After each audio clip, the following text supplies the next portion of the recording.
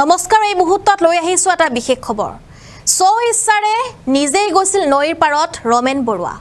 আৰু ঘৰুৱা যি কণ্ডল আছিল সমস্যাৰ বাবে তেওঁ মানসিক চাপত ভুগিছিল বুলি উল্লেখ কৰিছে আজি সংবাদ মেলত আৰক্ষী আয়ুক্ত দিগন্ত বৰাই কেইবাটাও তথ্য যুগুত কৰা হৈছে আৰু এই তথ্যৰ ভিত্তিত এই কথা উল্লেখ কৰা হৈছে সবিশেষ লৈ আহিছো এই মুহূৰ্তত ঘৰুৱা সমস্যাৰ বাবে মানসিক চাপত ভুগিছিল ৰমেন বৰুৱাই ইচ্ছাই তেওঁ ব্ৰহ্মপুত্ৰ নৈৰ ফালে গৈছিল শিল্পীগৰাকী উচ্চ ন্যায়ালয়ৰ পিছফালেৰে নৈৰ দিশে খুজকাঢ়ি গৈছিল বৰুৱাই উচ্চ ন্যায়ালয়ৰ পিছফালেৰে তেওঁ নৈৰ কাষেৰে গৈছিলে নৈৰ একেবাৰে কাষলৈ যোৱাৰ তথ্য লাভ কৰিছে আৰক্ষীয়ে যেহেতু চিচিটিভি ফুটেজ ওলোৱা হৈছে নৈৰ কাষৰ পৰা উভতি অহাৰ কোনো প্ৰমাণ লাভ কৰা নাই আৰক্ষীয়ে যে তেওঁ নৈৰ পাৰৰ পৰা উভতি আহিছে তেনে ধৰণৰ কোনো তথ্য লাভ কৰা হোৱা নাই ৰমেন বৰুৱাৰ সন্ধানত বৰ্তমানে অভিযান অব্যাহত আছে এছডিআৰএফ বাহিনীৰ আৰু নামনি অসমৰ আটাইকেইখন জিলাৰ উপকূলীয় অঞ্চলত বৰ্তমানে এছডিআৰএফৰ অভিযান অব্যাহত আছে কত হেৰাল ৰমেন বৰুৱা ইতিমধ্যে সন্ধান অভিযানৰ মাজতে আৰক্ষী আয়ুক্ত দিগন্ত বৰাৰ সংবাদমেল কত হেৰাইছে শিল্পীগৰাকী সেয়া হৈছে এটা ডাঙৰ প্ৰশ্ন কিয়নো সোমবাৰৰ পৰা নিখোজ হৈ পৰিছে শিল্পীগৰাকী আৰু তাৰ পিছতে এতিয়া বিভিন্ন অভিযোগ উত্থাপন হৈছে তেওঁৰ জিয়ৰীৰ বিৰুদ্ধে আৰু সেই অভিযোগৰ পাছতে জিয়ৰীক থানালৈ মাতি অনা হৈছিল আৰু বহু তথ্য ওলোৱা হৈছে আৰু তাৰ পিছতে আজি আৰক্ষী আয়ুক্তগৰাকী এনেদৰে সংবাদমেল দিয়ে আৰু সংবাদমেলত এই কথা উল্লেখ কৰা হৈছে সোমবাৰে পুৱা 10 বজাৰ পৰা নিখোজ হৈ পৰিছে শিল্পীগৰাকী আৰু তাৰ পিছতে কোনো সন্ধান নাই শিল্পীগৰাকী বৰ্তমানলৈকে এছডিআৰএফ বাহিনীয়ে অভিযান অব্যাহত ৰাখিছে কিন্তু কোনো ধৰণৰ তেওঁৰ যেটো সম্ভেদ লাভ কৰা হোৱা নাই আৰু কোট আছে তেওঁ বৰ্তমান নিখোজ হৈ পৰিছে সেয়া এতিয়াও ৰহস্য হৈ পৰিছে ব্ৰহ্মপুত্ৰৰ পানীৰ কাষলৈ নামি গৈছিল ৰমেন বৰুৱা কিন্তু উঠি অহাৰ কোনো প্ৰমাণ নাই কি কথাত আঘাত পাই তেওঁ ভাবুক হৈ পৰিছিল সেয়া এতিয়া প্ৰশ্ন হৈছে সকলো বিউৰি কলে আৰক্ষী আয়ুক্তই আমি এই মুহূৰ্ত জনাই আছো এটা অতিকৈ ডাঙৰ খবৰ এতিয়াও সন্ধান ওলোৱা নাই সংগীত পৰিচালক ৰমেন বৰুৱাৰ আৰক্ষীয়ে অনুসন্ধান অব্যাহত ৰাখিছে যদিও কোনো সংসূত্ৰ ওলোৱা নাই ৰমেন বৰুৱাৰ আৰু এই সন্দৰ্ভত আজি এক সংবাদমেলৰ আয়োজন কৰি সমগ্ৰ ঘটনা সন্দৰ্ভত সংবাদ মাধ্যমক অৱগত কৰে আৰক্ষী আয়ুক্ত দিগন্ত বৰাই সংবাদমেলত আৰক্ষী আয়ুক্তগৰাকীয়ে কয় যে আৰক্ষীৰ প্ৰাথমিক অনুসন্ধানত গম পোৱা গৈছে যে তেওঁ সোমবাৰে পুৱা আনুমানিক 10 মান বজাত ঘৰৰ পৰা ওলাই গৈছিল আৰু তেতিয়াৰে পৰা ঘূৰি অহা নাই আৰক্ষীয়ে বিভিন্ন দিশ তদন্ত কৰাত এটা কথা পোহৰলৈ আহিল যে বৰুৱাই গুৱাহাটী উচ্চ ন্যায়ালয়ৰ চহদৰ কাষৰ নদীৰ ফালে যোৱা যিটো পথ সেই পথেৰে পুৱা 10:08 মানত তেওঁৰ যোৱা ফুটেজ লাভ কৰিছে তেখেতে সুস্থ শৰীৰে খোজ কাঢ়ি গৈ আছিল আৰু সেই পথটোৰ আগলৈ এখন গেট আছে আৰু খুহাতে পাছলি বজাৰ পুনে নদীলৈ যাব পাৰি পাছলি বজাৰ আছে আৰু তাৰ পিছতে পুনে নদীলৈ যাব পাৰি একাংশ পাছলি ব্যৱসায়ীসকলৰ লগত কথা পতাত দুজনমান প্ৰত্যক্ষদৰ্শীয়ে কয় যে হয় তেওঁ শাক পাছলি বজাৰৰ ফালে সোমাই আহিছিল আৰু তাৰ পিছত তেওঁ প্ৰস্ৰাৱ কৰিবলৈ এঠাইলৈ গৈছিল তাৰ পিছত ঘূৰি আহি যেটো পথেৰে গৈছিল সেইটোৰে উভতি অহাৰ কোনো ফুটেজ আমি লাভ কৰা নাই বুলি উল্লেখ কৰিছে দিগন্ত বৰাই কয় যে পৰিয়ালৰ বিভিন্ন সদস্যাৰ লগত কথা পাতি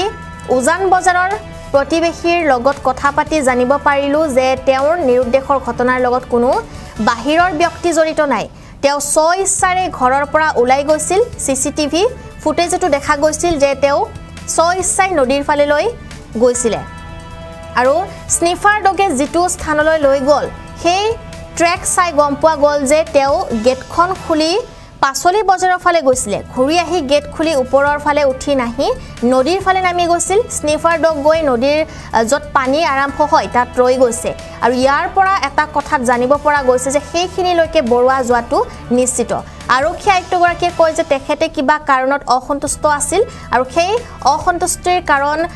হ'ব পাৰে যে তেওঁ ব্যক্তিগত আছিল সেয়া হয়তো সেয়া ব্যক্তিগত কাৰণ আছিল আৰু সেই ব্যক্তিগত কাৰণ কি হ'ব পাৰে সেয়া পৰিয়ালৰ লোকে ভালদৰে জানিব কিন্তু আমি তদন্ত এটা কথা গম পাইছো যে ব্যক্তিগত আৰু পৰিয়ালগত কিছু কথাৰ কাৰণে তেওঁ আঘাত পাইছিল আৰু এই আঘাতৰ কাৰণ পৰিয়ালো হ'ব পাৰে আন কোনো ব্যক্তি হ'ব পাৰে কিন্তু আমি এটা সিদ্ধান্তত উপনীত হলো যে তেওঁ পৰিয়ালত কিছু কাৰণত আঘাত পাইছিল আৰু ইচ্ছাৰে ঘৰৰ পৰা তেওঁ ওলাই গৈছিল আৰু ওলাই যোৱাৰ পিছতে চিচিটিভি ফুটেজ যেটো দেখুৱাইছে স্নিফাৰ ডগে যেটো দেখুৱাইছে সেইটোৰ মতে তেওঁ নদীৰ একেবাৰে পানীৰ ওচৰলৈ যোৱাটো নিশ্চিত কৰা হৈছে কিন্তু তাৰ পৰা উঠি অহাৰ কোনো তথ্য পোৱা নাই বুলি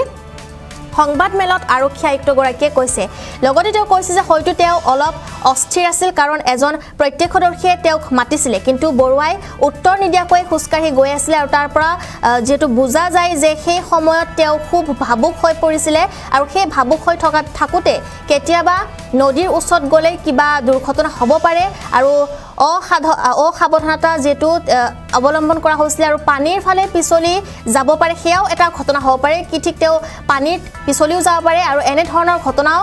যেটো হ'ব পাৰে কিন্তু যেহেতু তেনে কোনো প্ৰমাণ পোৱা নাই আৰু সেই থিৰাংকৈ আমি ক'ব নোৱাৰো বুলি উল্লেখ কৰিছে আৰক্ষী আয়ুক্তগৰাকী আৰু তেওঁ কৈছে যে মই এতিয়াও আশা কৰো তেখেতে সুস্থ শৰীৰে যেন ঘূৰি আহক কিন্তু পানীৰ কাষলৈ নামি গৈ উঠি অহাৰ প্ৰমাণ আমাৰ হাতত নাই বুলি উল্লেখ কৰিছে আৰু এই মুহূৰ্তত আৰক্ষী তদন্তৰ ওপৰত নিৰ্ভৰ কৰি এটা কথা ক'ব পাৰো যে এই ঘটনাৰ লগত কোনো ব্যক্তিগত যেটো জড়িত নাই কোনো আন ব্যক্তি জড়িত নাই তেওঁ কিবা এটা ব্যক্তিগত বা পৰিয়ালগত কাৰণত মনত আঘাত পাই ঘৰৰ পৰা ইচ্ছাৰে ওলাই গৈছে আৰু ব্ৰহ্মপুত্ৰৰ গৰালৈ নামি যোৱা প্ৰমাণ আমাৰ হাতত আছে কিন্তু উঠি অহাৰ প্ৰমাণ আমাৰ হাতত নাই আৰু মই এতিয়াও আশা কৰিছো যে তেখেতে সুস্থ শৰীৰে থাকক আৰু কিন্তু মই বাৰে বাৰে কৈছো তেখেত উঠি অহাৰ কোনো প্ৰমাণ নাই বুলি উল্লেখ কৰিছে আৰক্ষী আয়ুক্তগৰাকীয়ে এই মুহূৰ্তত আমি তেওঁৰ সেই সংবাদ মেলৰ সেই মন্তব্য শুনাই ল'ব বিচাৰিম এই যেতিয়া খবৰটো থানালৈ আহিলে লগে লগে আমাৰ আৰক্ষী তৎপৰ হ'ল আৰু আটাইকেইটা দিশ সামৰি আমাৰ তদন্ত আৰম্ভ কৰিলোঁ যে কিনো হ'ব পাৰে তেখেতৰ লগত প্ৰাথমিক অনুসন্ধানত গম পোৱা গ'ল যে তেখেত ৰাতিপুৱা আনুমানিক 10টামান বজাত ঘৰৰ পৰা ওলাই গৈছে আৰু ওলাই সেই যি গ'ল তাৰ পিছত ঘূৰি অহা নাই আমি বিভিন্ন প্ৰত্যক্ষদৰ্শীৰ লগত আলোচনা কৰিলোঁ তেখেতসকলৰ ষ্টেটমেণ্ট ল'লোঁ ওচৰত চিচিটিভি আছে নেকি সেইখিনি চালোঁ তেতিয়া এটা কথা পোহৰলৈ আহিলে যে শ্ৰীযুত বৰুৱা গুৱাহাটী উচ্চ ন্যায়ালয়ৰ যিটো চৌহদ বৰ্তমান নতুন যিটো বিল্ডিঙৰ চৌহদৰ কিনাৰেদি যিটো ৰাস্তা নদীৰ ফালে যোৱা যিটো পথ সেই পথেদি 10:08 বজাত তেখেত যোৱাৰ আমাৰ চিচিটিভি ফুটেজ পালোঁ আৰু সেই চিচিটিভি ফুটেজত দেখা গৈছে যে তেখেত সুস্থ শৰীৰে খোজকাঢ়ি পাইজামা কুৰ্তা পিন্ধি চেণ্ডেল পিন্ধি গৈ আছে আৰু হাতত এটা পলিথিনৰ টোপোলা টাইপৰ কিবা আছে আৰু তেওঁ সেই ৰাস্তাটো গৈ আগত এখন গেট আছে সেই গেটখন খুলি নামি গ'লে ৰাইট সাইডে সবজি মাৰ্কেট পায় আৰু সিধা গ'লে একদম নদীলৈ নামি যাব পাৰি তাৰ পিছত আমি সেই সবজি মাৰ্কেট যিখন আছে শাক পাচলিৰ বজাৰ তাৰ বেপাৰীসকলৰ লগত কথা পাতিলোঁ তাৰে দুজনমান প্ৰত্যক্ষদৰ্শীয়ে ক'লে যে হয় শ্ৰীযুত বৰুৱা সেইফালেদি সেই আনুমানিক সেই সময়ত আহিছিলে আৰু তাতে অকণমান শাক পাচলি বজাৰৰ ফালে সোমাই তেওঁ প্ৰস্ৰাৱ কৰিব গৈছে এটা জেগা তাৰপিছত আকৌ ঘূৰি আহিছে ঘূৰি অহাৰ পিছত সেইফালৰ পৰা ঘূৰি আহি কিন্তু আকৌ সেই যিটো ৰাস্তাৰে গৈছিলে সেইটো ৰাস্তাৰে ওপৰলৈ উঠি অহা বা লতাশিল ফিল্ডলৈ ঘূৰি অহাৰ কোনো ধৰণৰ ফুটেজ আমি নাপালোঁ তাৰ পিছত দেখা গ'ল যে পৰিয়ালৰ বিভিন্ন সদস্যাৰ লগত আমি কথা পাতিলোঁ উজান বজাৰৰ প্ৰতিবেশীৰ লগত কথা পাতিলোঁ কথা পতাৰ পৰা এটা আমি সিদ্ধান্তত উপনীত হ'লোঁ যে এই গোটেই তেখেতৰ নিৰুদ্দেশ সংক্ৰান্তীয় যিটো ঘটনা হৈছে সেই নিৰুদ্দেশ সংক্ৰান্তীয় ঘটনাৰ লগত কোনো বাহিৰৰ ব্যক্তি জড়িত নাই বা কোনো ধৰণৰ ফাউল প্লে তেখেতৰ লগত হোৱা নাই তেখেত যি ঘৰৰ পৰা ওলাই গৈছে ইচ্ছাই ওলাই গৈছে আৰু তেখেতৰ যি লাষ্ট চিচিটিভি ফুটেজ পোৱা গৈছে তাতো তেখেত নিজেই ইচ্ছাই নদীৰ ফালে খোজকাঢ়ি গৈ আছে আপোনালোকে যোৱাকালি বাতৰি পৰিৱেশন কৰিছে যে আমি স্নিফাৰ ডগৰ হতুৱাই তেখেতৰ মুভমেণ্টটো ট্ৰেক কৰিছিলোঁ সেই স্নিফাৰ ডগে যিটো তেখেতৰ মুভমেণ্ট ট্ৰেক কৰি আমাক যিটো স্থানলৈ লৈ গ'ল সেই ট্ৰেকটো চাই গম পোৱা গ'ল যে তেখেতে নামি গৈছে গেটখন খুলি শাক পাচলিৰ বজাৰৰ ফালে গৈছে তাৰপিছত আকৌ ঘূৰি আহি সেই গেট খুলি ওপৰলৈ উঠি নাহি তেখেত নদীৰ ফালে নামি গৈছে কাৰণ আমাৰ স্নিফাৰ ডগ গৈ নদীৰ য'ত গৰাত য'ৰ পৰা পানী আৰম্ভ হয় তাতে ৰৈ গৈছে গতিকে ইয়াৰ পৰা আমি এটা সিদ্ধান্তত উপনীত হ'ব পাৰোঁ যে সেইখিনিলৈকে শ্ৰীযুত বৰুৱা যোৱাটো হয় এতিয়া যিমানখিনি আমি বিভিন্ন ব্যক্তিৰ লগত কথা পাতি গম পাইছোঁ যে তেখেত কিবা কাৰণত অসন্তুষ্ট আছিলে আৰু সেই অসন্তুষ্টিৰ কাৰণ বোধ হয় অলপ ব্যক্তিগত আছিলে আৰু সেই ব্যক্তিগত কাৰণ কি হ'ব পাৰে সেইখিনি পৰিয়ালৰ লোকে বেছি ভালদৰে জানিব কিন্তু আমি তদন্তত এটা কথা গম পাইছোঁ যে ব্যক্তিগত আৰু পৰিয়ালগত কিছু কথাৰ কাৰণে বা কিছু কামৰ কাৰণে বা অলপ তেখেত খুব মুডি আছিলে গতিকে কিছু কথাত তেওঁ আঘাত পাইছিলে সেই আঘাতৰ কাৰণ তেখেতৰ যি নিজা পৰিয়ালো হ'ব পাৰে বা আন কোনো ব্যক্তিও হ'ব পাৰে গতিকে আমি এটা সিদ্ধান্তত উপনীত হ'লোঁ যে তেখেতে পৰিয়ালগত কিছু কাৰণত আঘাত পাইছিলে আৰু সেই আঘাত পাই তেওঁ ঘৰৰ পৰা স্বইচ্ছাই ওলাই গৈছে আৰু ওলাই যোৱাৰ পিছত আমাৰ চিচিটিভি ফুটেজে যিটো দেখুৱাইছে আৰু ট্ৰেকাৰ ডগে স্নিফাৰ ডগে যিটো দেখুৱাইছে সেইটোৰ মতে তেখেত নদীৰ একেবাৰে পানীৰ ওচৰলৈ যোৱাটো বৰ্তমান থিৰাং কৰা হৈছে কিন্তু তাৰ পৰা ঘূৰি অহা বা উঠি অহাৰ এতিয়ালৈকে আমি কোনো ধৰণৰ তথ্য পোৱা নাই আমি তদন্তত বিভিন্ন দিশ সামৰোঁ গতিকে এটা প্ৰবেবিলিটি হ'ব পাৰে যিহেতু তেখেত কিবা কাৰণত অসন্তুষ্ট হৈ গৈছিলে গতিকে তেখেতৰ সেই সময়ৰ মানসিক স্থিতিটো কেনেকুৱা আছিলে অকণমান বুজাই কোৱা টান হ'ব বোধ হয় তেখেত অলপ অস্থিৰো হ'ব পাৰে কাৰণ আমি প্ৰত্যক্ষদৰ্শীৰ লগত কথা পাতি এটা কথা গম পাইছোঁ যে এজন প্ৰত্যক্ষদৰ্শীয়ে তেখেতক মাতিছিলোঁ দাদা কলৈ যায় বুলি সেইফালেদি আৰু সেই সময়ত শ্ৰীযুত বৰুৱাই বুলি শব্দ এটা উচ্চাৰণ কৰিছে একো জবাব দিয়া নাই একো উত্তৰ নিদিয়াকৈ তেওঁ আগলৈ খোজকাঢ়ি গৈ আছে গতিকে তাৰ পৰা এটা বুজা যায় যে সেই সময়ত তেওঁ খুব ভাবুক হৈ আছিলে আৰু সেই ভাবুক হৈ থাকোঁতে কেতিয়াবা নদীৰ ওচৰত গ'লে কিবা দুৰ্ঘটনা হ'ব পাৰে অসাৱধানতা বশতঃ তেখেত নদীৰ ফালে পানীৰ ফালে পিছলিও পৰি যাব পাৰে গতিকে এনেকুৱা ধৰণৰ ঘটনাও আমি নুই কৰিব নোৱাৰোঁ কিন্তু যিহেতু আমি তেনেকুৱা ধৰণৰ একো প্ৰমাণ পোৱা নাই যে পানীত তেখেত পৰি গৈছে বুলি গতিকে মই থিৰাংকে ক'ব নোৱাৰোঁ যে তেখেত পানীত পৰি গৈছে বুলি মই এতিয়াও আশা কৰোঁ যে তেখেত সুস্থ শৰীৰে ঘূৰি আহক কিন্তু পানীলৈ যোৱাৰ পিছত তাৰ পৰা উঠি অহাৰ প্ৰমাণ কিন্তু সেইটোও আমি পোৱা নাই গতিকে এই মুহূৰ্তত পুলিচৰ তদন্তৰ ওপৰত নিৰ্ভৰ কৰি মই এটা কথা ক'ব পাৰোঁ যে এই গোটেই ঘটনাটোৰ লগত কোনো বাহ্যিক শক্তি জড়িত নাই তেখেত কিবা এটা ব্যক্তিগত আৰু পৰিয়ালগত কাৰণত মনত আঘাত পাই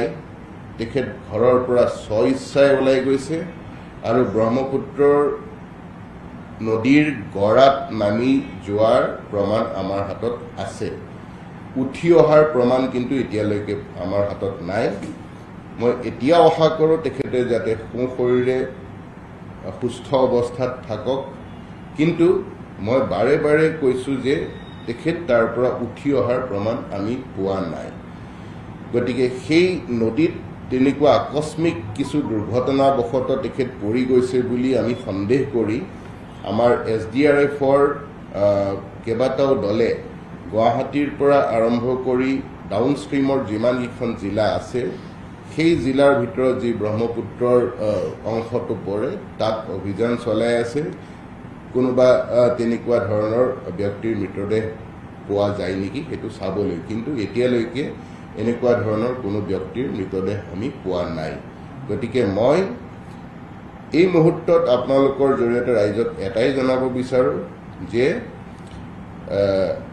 এই গোটেই নিৰুদ্দেশ সংক্ৰান্তীয় ঘটনাটোৰ লগত কোনো ফাউল প্লে নাই তেখেত স্বইচ্ছাই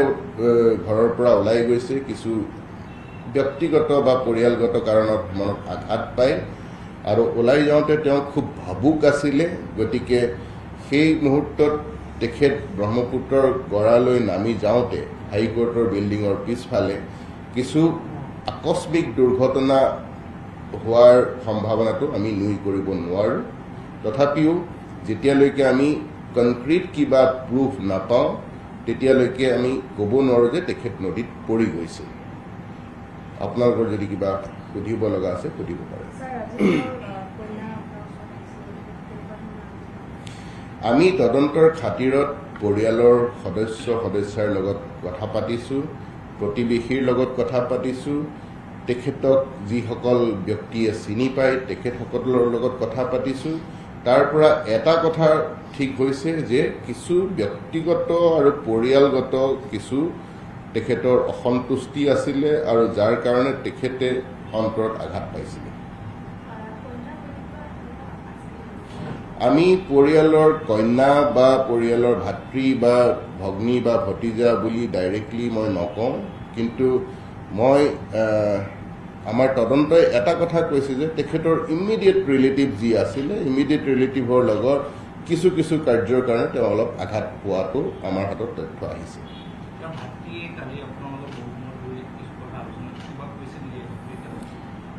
মই আপোনালোকক নাম নোকোৱাকৈ ইতিমধ্যে কৈছোঁ যে আমাৰ তদন্তৰ খাতিৰত আমি বহু ব্যক্তিৰ লগত আলোচনা কৰিছোঁ বহু ব্যক্তিৰ আমি সাক্ষ্য গ্ৰহণ কৰিছোঁ তেখেতসকলৰ ষ্টেটমেণ্ট লৈছোঁ গতিকে এই তাৰে এটা অংশ হিচাপে তেখেতৰ জীয়ৰীৰ লগত আজি মই যথেষ্ট সময় কথা পাতিছোঁ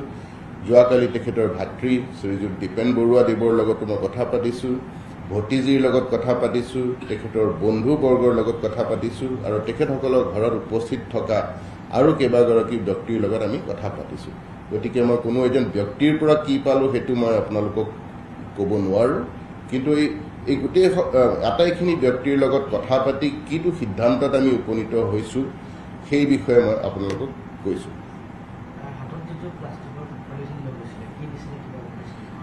আমি নদীৰ গড়াত একোৱেই বস্তু পোৱা নাই আমি কাপোৰো পোৱা নাই আমি চেণ্ডেলো পোৱা নাই আমি মোবাইলো পোৱা নাই আমি পলিথিনৰ পেকেটো পোৱা নাই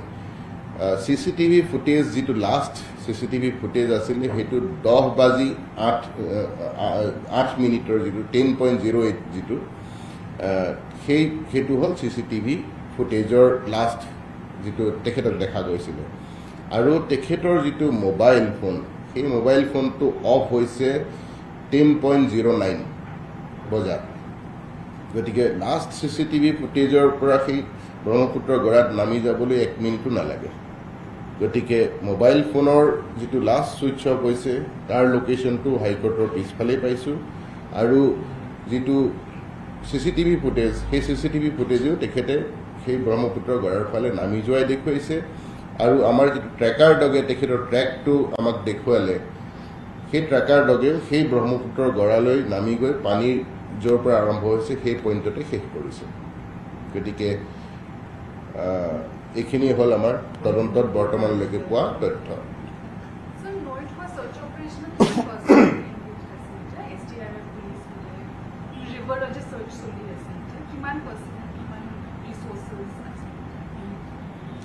আমি আচলতে নাম্বাৰ অফ পাৰ্চনেল বুলি নধৰোঁ নাম্বাৰ অফ টিমছ আমাৰ প্ৰতিখন জিলাৰ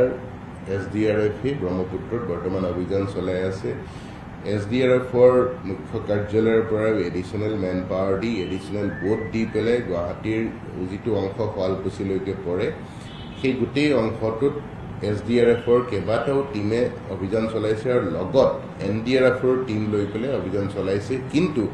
আমি যিহেতু সঠিককৈ ক'ব পৰা অৱস্থাত নাই যে এইটো জাগাতে তেখেত তেখেতৰ কিবা এটা অঘটন হৈছে বুলি গতিকে আমি আটাই ব্ৰহ্মপুত্ৰৰ এই গোটেই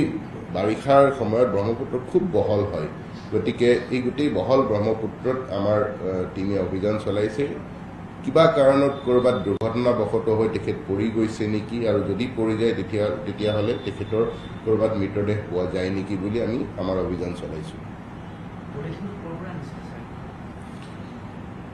পলিথিনত কি নিছিলে আমি সেইটো গম নাপালোঁ আৰু পলিথিনটো ক'ৰ পৰা লৈছিলে আমি এতিয়ালৈকে সেইটো গম পোৱা নাই ধন্যবাদ